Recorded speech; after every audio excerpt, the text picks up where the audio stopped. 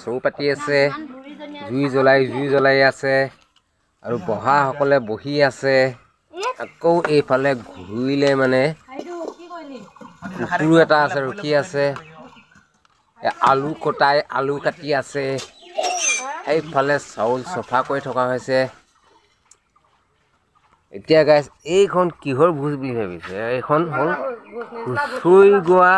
ল'ৰাখিনিয়ে মানে আজি বিহু উলিয়াইতো ভোজ খাইছে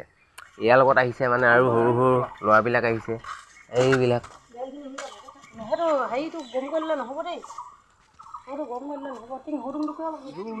তথাপি মানে কি হ'ব